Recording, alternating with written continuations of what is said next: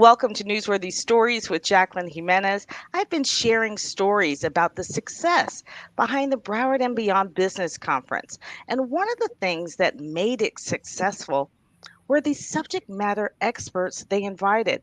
One of those panels, the Broward County Film Commission. And I tell you what they had to say about using your home or business in film was very intriguing. Take a look at this clip. You may be working construction, you may work on houses, but you could probably build a really good set for me. Or my senior producer will always tell you, what's the number one thing people want on a set? Can anybody guess? The number one thing everybody wants. Food in the restaurant. Food, right.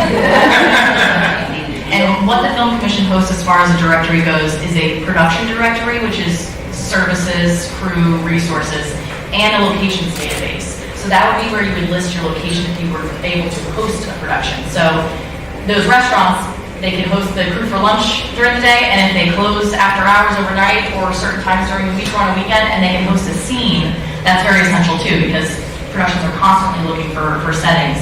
And I also just want to note, it doesn't have to be pretty, because most storytelling isn't pristine, beautiful backdrops. A lot of it is real life. So it doesn't have to be, if you own a property that maybe still needs to get fixed up or isn't quite where you want it to be, that doesn't mean it's not the perfect fit for a certain project.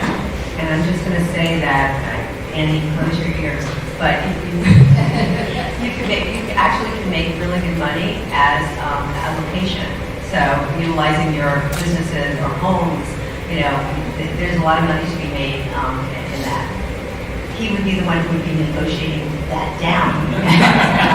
We have a new incentive here in Broward County, which has been spearheaded by Sandy Lighterman and the Broward County Commission.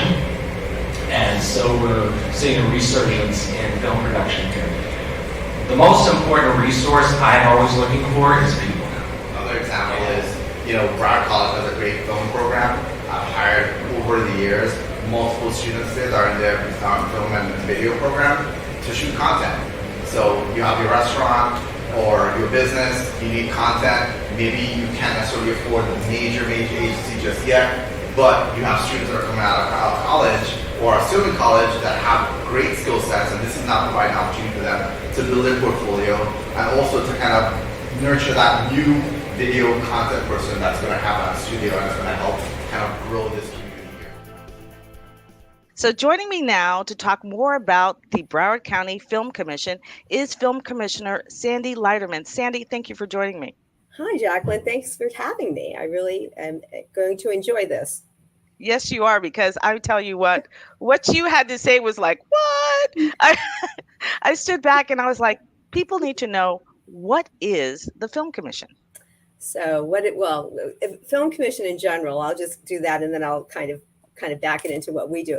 Film commissions actually create jobs for cast, crew, and ancillary businesses through, by attracting screen production to their area, right? On top of that, they're usually, not always, but usually, and we are, a regulatory piece. So that film permitting, our screen industry permitting, that's film, video, print, all of that permitting process comes through this office.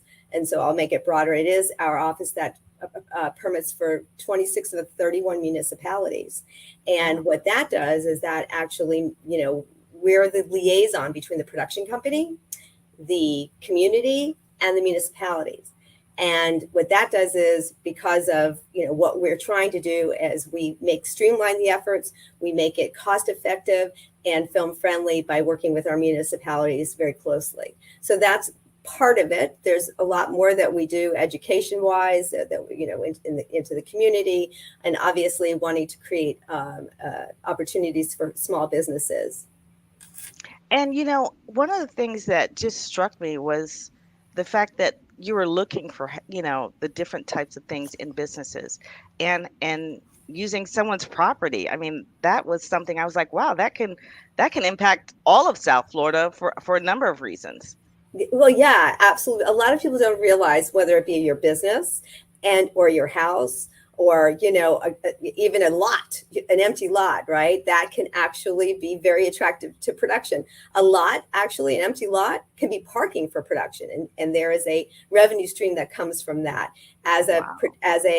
Whether you have a house or business, it doesn't have to be beautiful. A lot of times we're asked for empty warehouses that are very downtrodden. We're asked for houses that are lower income. We're asked for the high end. So it runs the gamut, and all of that. Obviously it becomes a revenue stream for the homeowner or the business owner, and it also then shows off obviously our county on the screen, on this big and small screen.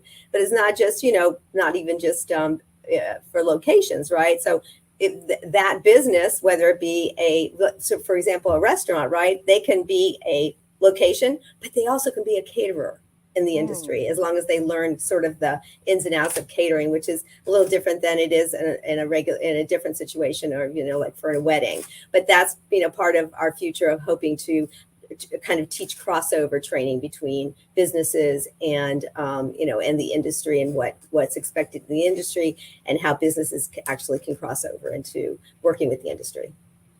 Is it hard to get involved, or how do you get involved? Where do you start? Well, so always start with the film office, right? So film commission, that's where you start. That's where, interestingly, if you go on to filmlauderdale.org and you have a business that either can cross over into the industry, and you can call us and ask us what that might be. So let's say you have an accounting firm that wants to get into accounting, being an accountant on a set. You can actually sign up, as in our production directory. If you know how to cater for the industry, then you can sign up in our production directory for catering. There's also a place where you can you can put your houses or your businesses in as a location. You have to provide photographs and information about where they can't film, that kind of thing, but just details. And that's all free on our website. It's under our resources tab on our website. On filmlauderdale.org. And it is, filmlauderdale.org. And, this is one of the information that was sent over. And I was like, wow, you just don't think about it. If you're a business, or if you're just hairstylist, that was one thing that I was like, I know so many hairstylists and makeup artists. I was like, I can give you a list, of people. I know. And so the list that with the Envision is actually just a quarter of what the list is. There's a list on our website under resources as well. It shows the different areas that people just don't even think of. You just don't think of, if you're growing trees, that's greenery that is needed, in production. So you can rent out, palm trees, or rent out, pine trees, or whatever you might have, or flowers. That kind of thing. There's, think about florists, in scenes, you see arrangements, right? So that's the same thing that people don't think about, that can actually be, part of this industry. And again, that can be part of our directory, right? So when they're looking for these different areas, especially with the small businesses, that they can be a part of it that way. One thing that we are doing, hopefully in the near future, in the fall, we're working with the film unions and for some crossover training. So for example, electricians in our real world crossing over to be an electrician in the film industry. Similar skill set. So it's a really easy, understanding of transition. But these are sort of workshops. It's just like a one-off workshop to see if they feel that they would really be interested in working in the industry, because they talk about a lot more things than just the transferable skills. It talks about the lifestyle, which is different, freelance lifestyle. You make a lot of money, and then you might not make as much money. Right. So that's part of different. Yeah, right, exactly. So the unions and I'm working directly with the IATSE 477, which has most of so the electricians, the carpenters, the makeup artists, the hairstylists. I could keep going.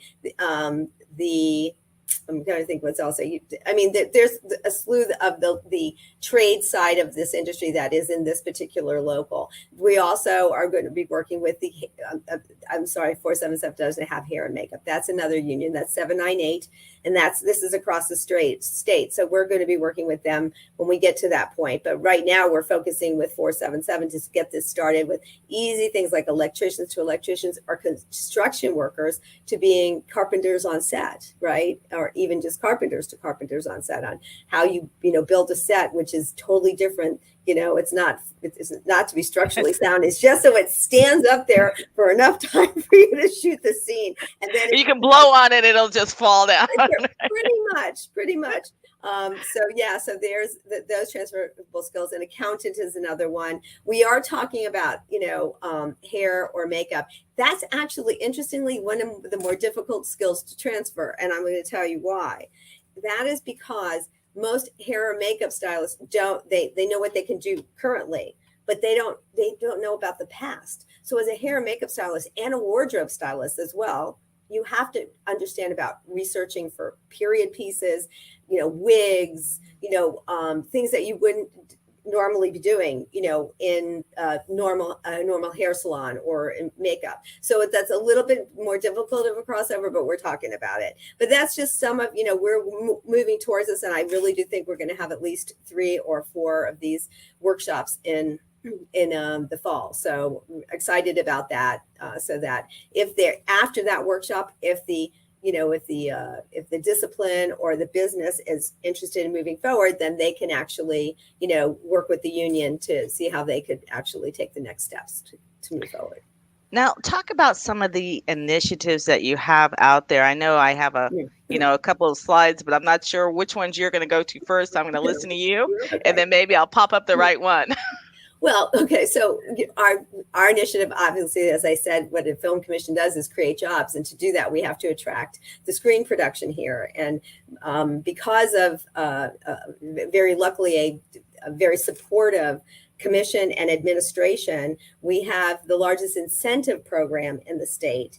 The state does not have a statewide incentive program, which puts all of Florida at a disadvantage compared to the 40 other states that do. That said, we have the largest incentive program, so I'm working on actually attracting the high impact television or streaming, whichever you want to say. At this time, it's TV streaming series or feature films. So that is actually that bigger incentive program I launched in April, and then the strikes happened. So I wasn't even able to really launch it. So there was that. But we did launch another program, which has brought in quite a few projects. That was the first incentive program. That was for a lower tier, like, 1 to 2 million, or basically under $1 million to $2 million projects, which are great projects to bring in because, we're sort of the, I want to say the indie film capital of the United States. In some ways, we are. A lot of indie production likes to come here, and that particular threshold has brought in 9 projects in just over a year's time, and 11 have applied for the incentive, but 9 have shot already, and I have a couple of more coming down the pike. So that's been very successful. But the other program didn't yet get off the ground, but there's a lot of interest in it, and that's what will, after the strikes are over with and after production reinvigorize, they have to start up all over again with all the production that was already shooting. When that gets, that train starts rolling down, then they'll come back to the productions that they were looking to shoot after that. So hopefully we're in line there. So Sandy, one of the things, especially at the Broward Beyond Business Conference, one of the things that they emphasize the most were getting certified. Yeah. And how do those certifications, and which ones do you need to have to even get involved in this or be considered first, above someone else? So that, interestingly enough, so those incentive programs, right, require at least a best effort until we get enough of the correct type of businesses to actually get to be certified. We're looking to require certification from a percentage of the businesses, so that if you are certified, you go to the top of the list, right? And that's very important, right? So if they need a florist, you're going to be certified. You're going to be there and be certified, right? If you're a restaurant, and normally these type of businesses don't usually go for certification with the county. They're just not been what they've been looking towards, but now that's what we're working together. Obviously, the Film Commission is in the Office of Economic and Small Business Development. Director Sandy Michael McDonald, and we're trying to push this together so that we can develop and bring those small businesses that will become ancillary businesses to the industry, have them get certified, and then require those productions to a certain percentage of the business. Right now, we do require 50% of the businesses be Broward County businesses, but until we have that crossover and we have enough certified businesses that work with the industry, that we can't actually require, a percentage of them to be SBEs or CBEs. But now, as we work towards that, we're great. Actually, if you are certified, there's a box to check in the production directory. So that goes to, everybody knows where to go to look for the CBEs or the SBEs. So that's part of our directory as well. So yes, we are working in that direction, and that's what that slide is to, it's try to bring those businesses in to understand that they have opportunities in the screen industry here in Broward, and to get their businesses certified so they can be at the top of the list. Yeah, and what do you want people, when they see this interview, what do you want them to understand most, or what is most important for them to understand about the commission? Well, I think what you understand about the commission is that we are here to make everything as film friendly as possible. So that means, bringing in the small businesses that want to be involved in this industry, right? And I would say giving some coaching on how you do that, right? So how you kind of cross over to be in this industry. It is that we're, by making ourselves film friendly, and that means, and I say film friendly, screen industry friendly, that means that our businesses, our municipalities, our local community becomes interested in this business, because not only is it economically, it's a great economic impact for all of, the entities. It also brings, us onto the screen. So that's another ancillary part that is not actually spoken about a lot. And that's the tourism aspect, what we call film-induced tourism. And that then feeds businesses that might not even be involved in the making of a production. So getting the community involved and on board, and I say that because, if there's a road closure or there's a detour, that some people get upset about that, but to understand that the reason we're doing that is so that we can get, allow these productions to get what they need to get done. And to be honest with you, so when we do those closures, we try to do everything not at rush hour, at times that, we know all the tricks to make it as least impactful as possible to our community. But we want everybody to be on board. We talk about how businesses and homeowners and the like, can be a part of the film industry. But let's talk a little bit about what you need. Meaning, what about those businesses that want to sponsor a film? Is that something they can do through your office or not? Are you talking about product placement kind of thing? Well, yeah, because whenever you see like any business or restaurant's name, you're like, oh, okay, well, they paid the bill for that, Well, we're not necessarily in that place, but if there are businesses that are interested in that, there are definitely content creators that would love to see that, right? Especially, we have a lot of content creators that right here in Broward County, and that's something else that we nurture and promote as well. So having that, that putting their business in, of course, then there's a financial, right, exchange for that, right? To be able to put their business in the film, then that film actually gets some kind of financial advantage into their budget to be able to, or, when they're raising money, that's part of the process in raising money is product placement. So So that's what that's called. So yeah, we certainly could, what I've been called the connector. So to connect people together. And that's actually what my interest is, whether it be, seasoned professionals or our local content creators that are just starting out, or even more seasoned content creators that are local, is connecting them with industry stakeholders that will help them get their projects done. And that's the same thing extends for, the business community when it comes to something like that with product placement.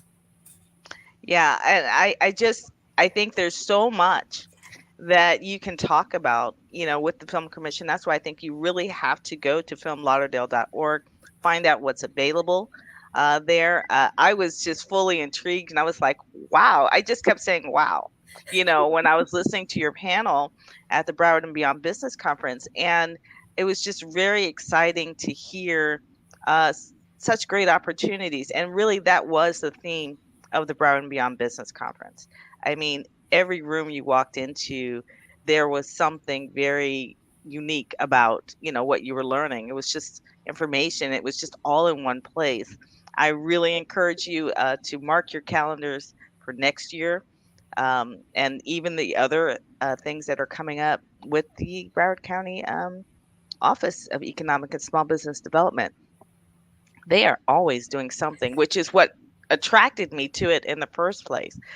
But this right here, I was like, this is just something, of course, along my alley.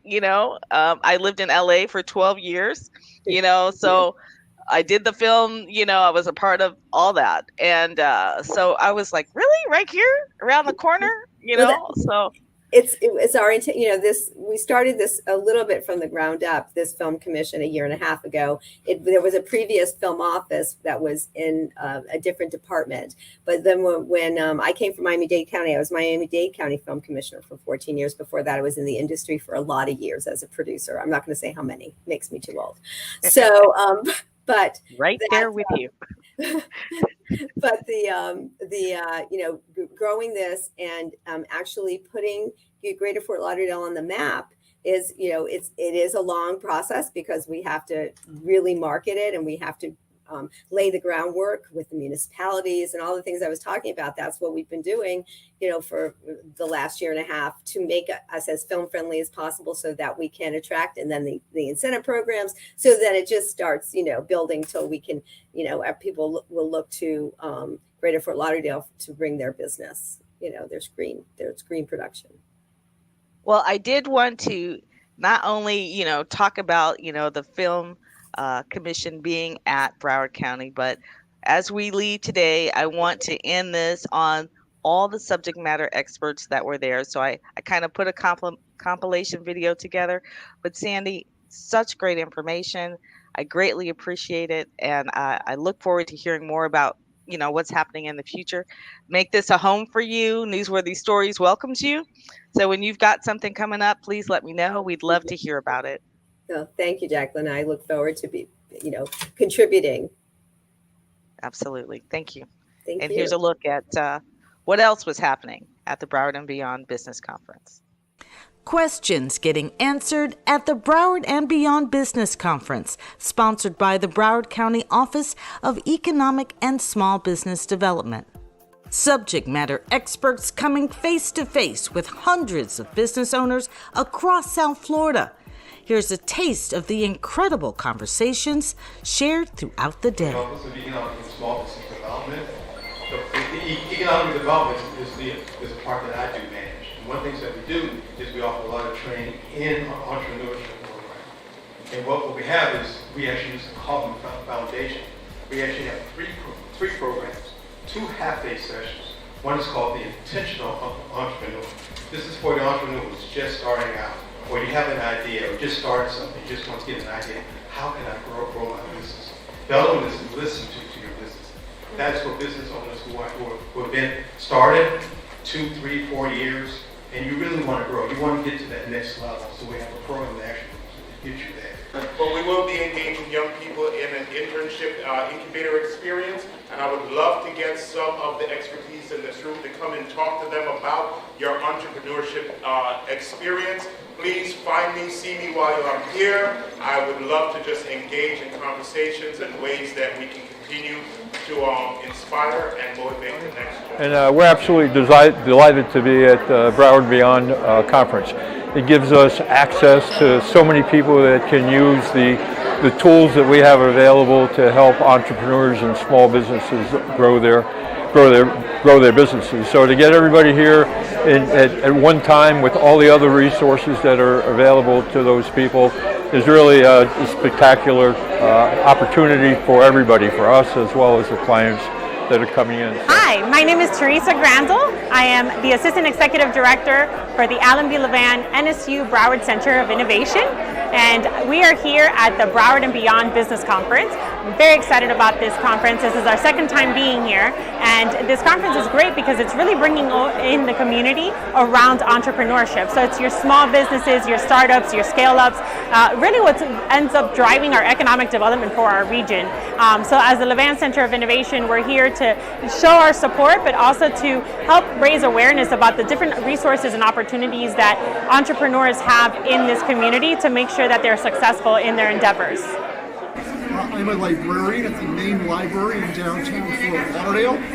I'm representing the Creation Station Business, which is a free space for entrepreneurs and startups to grow their businesses. It provides free meeting rooms, a free conference room, and free resources through the librarians. So if you have a car that you need to purchase, we will finance your car. If you have a real estate that you're going to purchase, we are going to finance that real estate. So just pretty much 25% is the minimum of what we can lend you, up to $25,000. So if you're a startup and you're acquiring an existing business, if you've got experience in that space, we're a preferred lender with the SBA group. So even though banks always look forward, or look back rather, they don't look forward, with SBA we will look forward. So we can look at business plans, we can do lending for startups, we can do buyouts, partner buyouts, that sort of thing. So keep that in mind. There are a lot of lenders out there, online lenders, less unscrupulous lenders that will give you money, you apply today, you don't have to prove anything. But I promise you, more often than not, it's going to be really hard for you to keep up with the rates that you're being charged or the weekly payments that you're being charged. And ultimately, once you find yourself in that debt trap, then you're going to want to come to one of us, and it's going to be a very difficult thing for us to do to make a loan for you at that time. Right. I had one, and this institution had an online business basically established and said, oh, they're only charging 0.5% a day of my sales. You know, at the end of that turned out to be over 200%. Oh, but it's only 0.5%. But how often? For how long? How is it compounded? How are all these factors coming in? Oh, they didn't ask me a whole lot of questions. They basically were ready to give you the money like yesterday. Okay, I wonder why. So again, you get into a situation where you now have a partner that's going to take all of your profits. We're not a bank. Okay, we don't make loans. We don't loan you money, but we do have funds available through grants that help you save money that you can apply to other areas of your business and make you more suitable business for the banks when they're looking at your profit and loss in your balance sheet. Tell them why it's really important to look right, look the part, right? When you go out and put your business out there, and what does that mean in the context of capability statements, and how do you help them? Thank you, Ms. Harris. Well, it's important to play the role. You have to look well, present yourself well, and give yourself the exposure to make the relationships that you need to represent your brand. And that includes with your capability statement. You need to have the logo, look sharp. You need to be concise and to the point. No more than 1 or 2 pages. You want to have your DUNS code. You want to have your NAICS codes on there. You want to have your past performance on there and the contract that you won.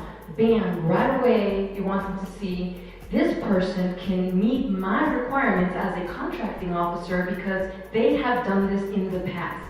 It's very easy to see. And sometimes we want to give so much information that we miss the point. I'm so impressed with you guys being here today, because what you're doing today is getting exposure. So I hope you get a lot of pictures, because these people are getting exposed. I love coming to events like this. I love seeing all of the people who turn out to get information about certification programs and contracting with local, municipal, state, and federal agencies.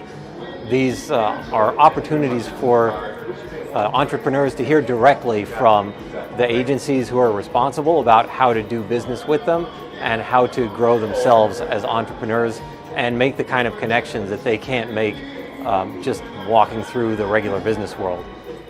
So let me recap. So you heard today so far that we're not only connecting you to contracting opportunities, I'm talking about billions of dollars in contracting opportunities from hospitals, universities, county government, and we're talking about regional institutions, Miami, Broward, hospitals, county, cities, etc. But we're also working with you to help you assess where you are and then provide the assistance that you need to be successful. So this is win-win. Again, I'm looking from the outside here, right? You tell me, is this a win-win? Yes. Right? Any questions? Healthcare Foundation here in California, we use the GPO to do their procurement for, well, I don't know if it's do procurement, but provide the services for healthcare staffing. And for a small business, we try to connect with them. That is so difficult for us to get connected with that GPO service to help provide that service locally. So what are some of the ways to overcome those challenges for a small business with the GPO? The GPO for your hospitals is definitely one of our main sources for sourcing, various products and services. Specifically in the staffing area, we do utilize some GPO, but we still augment our teams locally. There's no point for you to go through the whole process and getting certified and all of that if none of the government agencies buy your goods and services. So that's the first thing I would recommend. Do some research to see whether or not there's compatibility in terms of what you're selling and what we're seeing. We've started that house list on the website, so you can find of those that help. And if you're not, if you go there and you're not on the website, but you do something awesome for nonprofits, let me know. We'll add you because we want you to know who's out there to help and support the work that you're doing. For us, there's a big focus on housing, not only people experiencing homelessness, but the lack of housing, lack of affordable housing. And so that's been a big focus for the county right now. And feel free to come up. We don't bite, and we definitely encourage you guys to get our information, business card. I do have information at the table. And with that being said, thank you very much.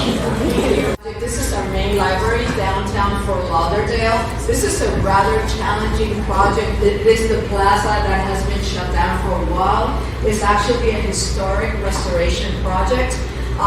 Although it is a building in need of repair, we are working on it. We find it to be a gem, and we want it to be our shining star downtown Fort Lauderdale. I just wanted to tell you a little bit about the Broward Sheriff's Office. We procure about $170 million in equipment, supplies, and services for BSO. Certainly a lot less than what Ariana was talking about in terms of millions and millions. And it's really exciting to hear all the projects that you all are working on for in Broward County. To find out about current solicitations that we have, you can also go to sheriff.org, go and click on Inside BSO, Administration, and then Purchasing, and you'll find all of our solicitations listed there as well. So, by a show of hands, how many of you are using social media as a way to generate sales in your business? Awesome. So in all honesty, you have to want to be obsessed with your customer. And what does that mean, right? So depending on the product or the service that you're selling, the demographic is extremely important, right? So who are these people? Their age, their race, their ethnicity, their gender, their marital status, their income, their education, and their employment. All of those things may or may not matter to you, but either way, you want to create a persona that is specific to who you're serving.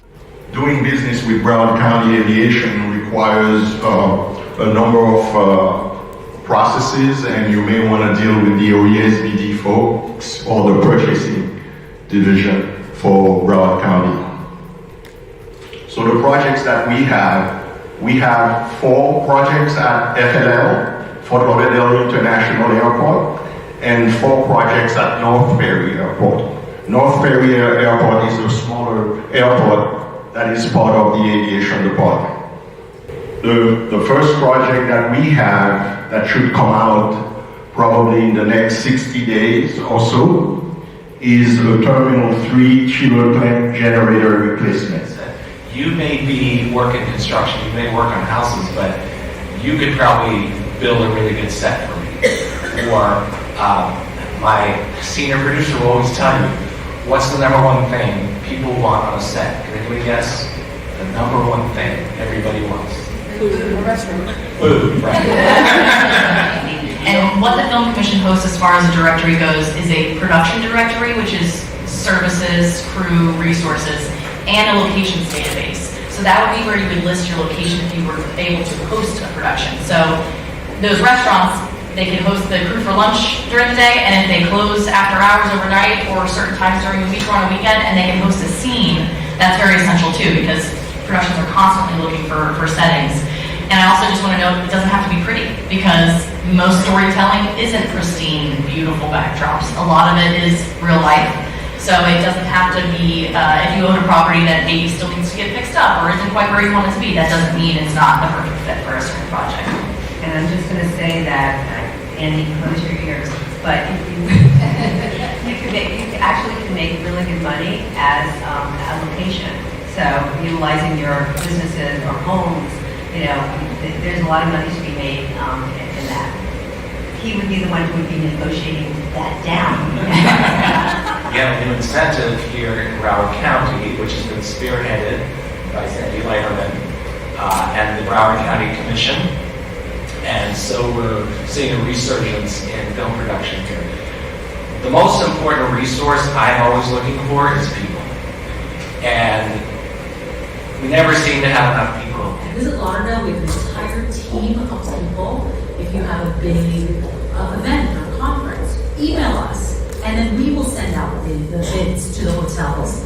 And instead of you picking up the phone and calling every hotel in town, our centralized computer system will then let them email directly to you. Well, hey, we can do this for you, we can do that for you. But that allows us, if Visit Lauderdale to do, is to collect the data and show the impact your business is making on our economy. And we also, just like the Film Lauderdale, we have incentives. We can then, give you gift bags for your attendees, or sponsor a breakfast, do a whole bunch of things. If you're the person who is quoting, being quoted in the press release, so you're the executive, or if you're not the executive in your company, make sure they're prepared. The worst thing you want to happen is that someone follows up and wants to actually do a story on you, and your leadership is not prepared to talk about what you have put out. It can be embarrassing. So make sure that everybody's prepared, everybody's on what? Message. That's the message we talked about in the beginning. Make sure everyone is on message and that you're actually ready to go. One thing about social media is you control the messaging. When media comes and covers a story about you, they control the messaging. Okay? Big difference. And also the timeline. So once it airs, it might, hang out for a little while. But if you're not boosting it out there and you're not putting it out there, it pretty much is gone. But with stories from social media, you can boost post them forever. In my case, I try my best not to take them. When you go to a lot of coffee shops, they're making art, right, with the foam on top of your coffee, because that's going to build a memory. That's going to make it unique. Bringing art into your business somehow is always good. It's very easy to sell a product, sell a service, sell other people's products, other people's services, but selling yourself is really hard. That's like, tapping your back, but don't be afraid, be confident. Tap your back when needed. You need to love yourself too, and you need to put your face out there, because if your company is a success, if your product is a success, it's because of you.